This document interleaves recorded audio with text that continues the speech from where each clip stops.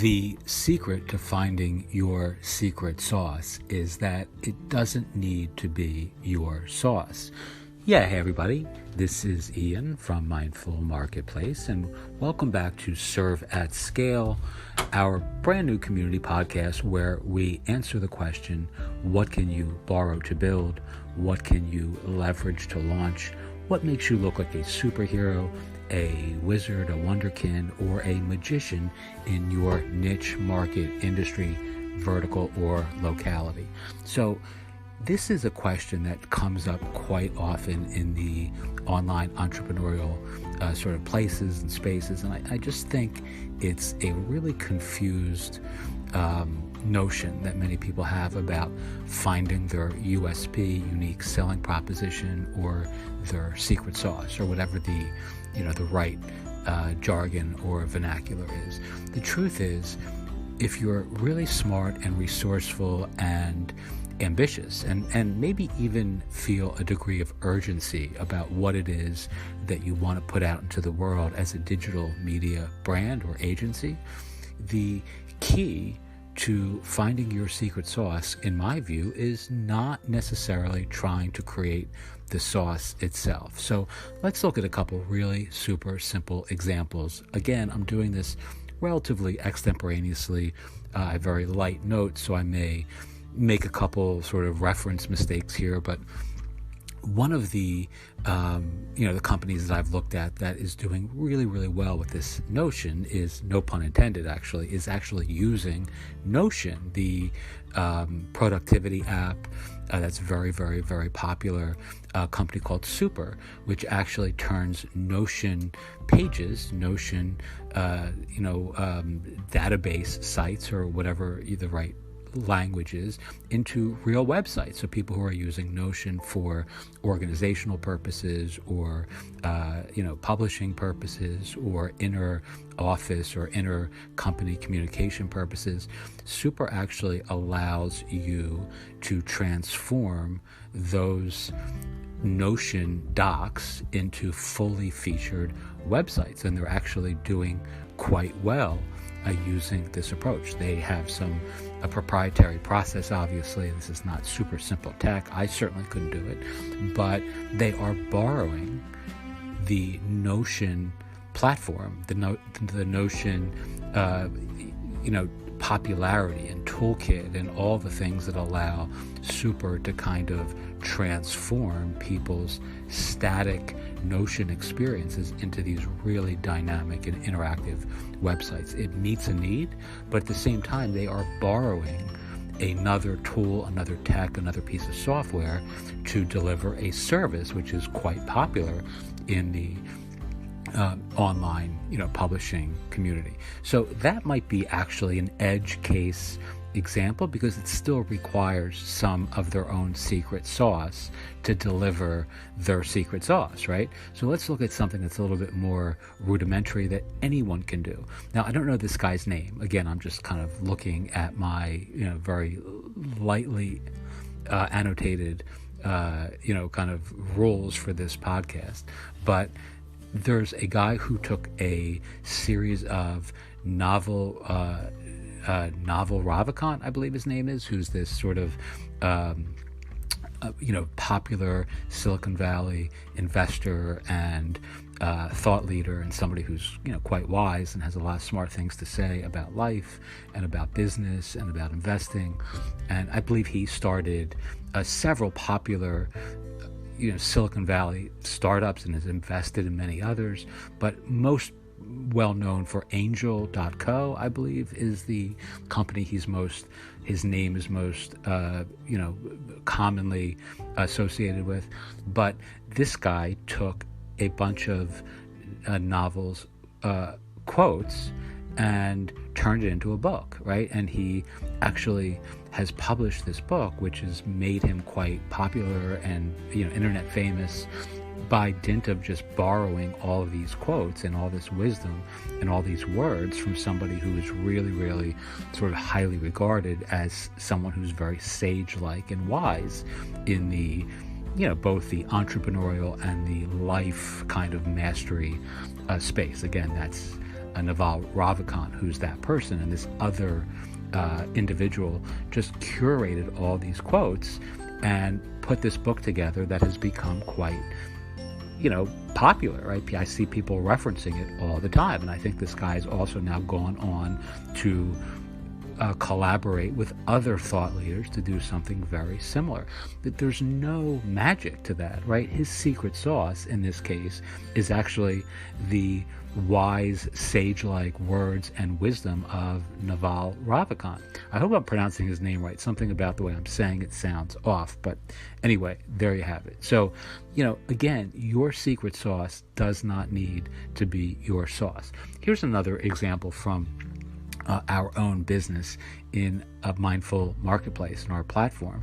One of the things that we were doing about 6 or 8 months ago, kind of before the pandemic actually, so maybe a year or so ago, I'm really losing track of time these days, but we were working with authors who were looking to survey their audiences or their communities about what kind of book should I write next, what kind of problems do you have that I can solve. These were nonfiction authors, obviously, and we created this service called Author Ask, which was using Typeform. And Typeform is this really kind of magical, sort of amazingly interactive piece of software that you can use to create these really cool looking surveys and questionnaires and all sorts of cool things. Actually, you can create order forms, all sorts of really mobile friendly, very just cool, creative, colorful forms that completely transform the experience of filling something out, or even ordering a product, ordering a t-shirt, ordering anything, because they have such cool integrations with Stripe and PayPal and all sorts of stuff like that. So we were using this platform, and we were calling the service Author Ask, and essentially we got tons and tons of you guys are magicians, you guys are wizards. I can't believe how cool this is. I can't believe I was sending people to a Google Doc in the past. Now I can do, all of this really sort of complimentary feedback, and I'm a dummy. I'm just borrowing a tool that allows me to appear like a wizard, appear like a magician. I couldn't program that. If you put $1 billion on a plate and said all you need to do is figure out how to make a Typeform without using Typeform. So that's a secret sauce style offer that had it was not tethered in any way to my own expertise or experience, other than being able to borrow or leverage, or find somebody who's created something super cool and creative and colorful that I can pay for, and then repackage as a service to my ideal audience, who doesn't know that there's something called Typeform that's actually powering this Author Ask process. And there's nothing unethical about that. If someone said, how did you guys create this? I would just say, it's not ours. We're actually paying for a soft piece of software that does this behind the scenes. Anyway, so the question becomes for you, right? What can you borrow to build? What can you leverage to launch? What allows you to 10x your impact, your output, your audience, and ultimately your income on a bootstrap budget? There are so many different ways of framing this exercise in a way that serves, what you offer.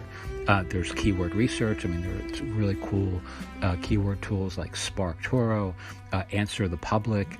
These are like tools that give you amazing entrepreneurial insights into a given market, a niche, a vertical, that will, to your clients who aren't aware that these sorts of tools are out there, it makes you look like a superhero, right? It makes you look like a wizard.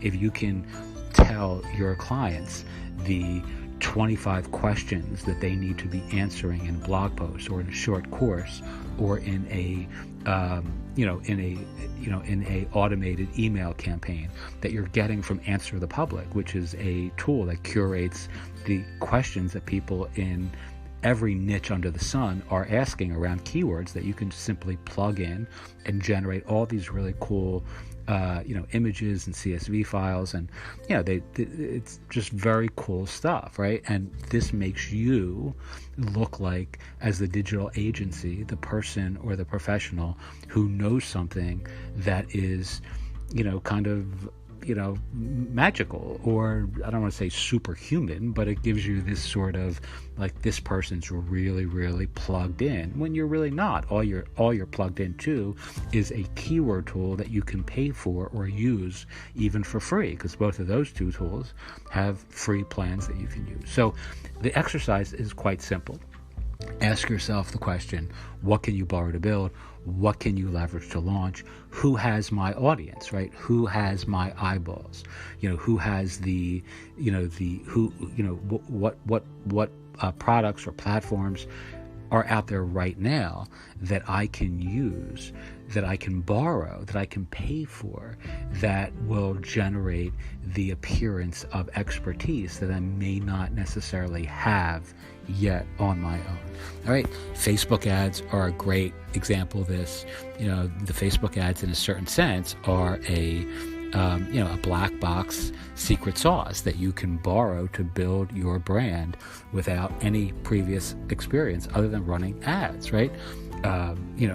Sometimes using, software like Ghost for memberships or subscriptions, if you're doing website design or doing, website development for clients. That can give you the appearance of, you can help your clients, as we do, create a membership subscription style blog, right, in a day using Ghost with a premium theme that gives them the ability to build their own Patreon for their niche, or for their audience, or for their their book launch, or whatever it may be. All these sorts of things are out there for all of us, and all we need to do is take advantage of them. And it as people who are offering services to the world, it gives you a very ethical way of doing amazing work that really creates these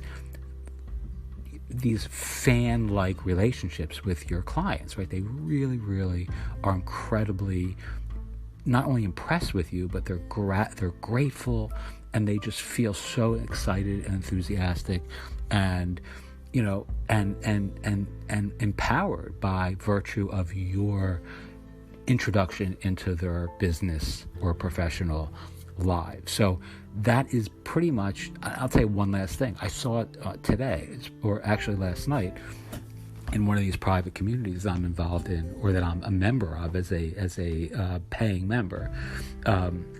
In this case, it was the Circle community. I pay for Circle, obviously, so I have back-end access to their private community of other entrepreneurs. And one of the things that I noticed, was that there was this real estate developer who had commented on the community in his welcome sort of introduction to the community. He had said, I'm here because I hired a web design person, and I asked them to create for us a forum where we could interact with our vendors, our clients, and all these other sort of people that are important in their business. And the person that he hired created a community with Circle. And he was commenting on how blown away he was by how powerful it was, and how cool it was, and how, how impressed he was with what he was now able to do for his own real estate clients and vendors and all the people who were involved, contractors, in what they're building, somewhere in the Midwest, I believe. And, to my eye, right, all this person did was take Circle's software and create for him a forum, right? There's no skill involved in that. I mean, that's as rudimentary of a skill set as you need. All you need to do is understand how to use Circle, and all of a sudden you're delivering this transformative experience to your client, or in this case, this real estate guy, that the guy is blown away by, and you did nothing. I mean, there's no gift involved in that. I mean, you're just paying for Circle, right? So anyway, it just reminded me again of the power of this particular thought process and approach to building a digital media brand. All right, so thank you so much for listening. As always, if you have questions, reach out to me on Twitter. at Ian Hollander. You can email me, ian@mindfulmarketplace.com. Or if you're part of our community in any other way, just reach out and say hello, and I'm always happy to help if I can. All right, teach what you know, do what you love, wake up the world with your work. Thank you so much for listening, and I'll talk to you again tomorrow.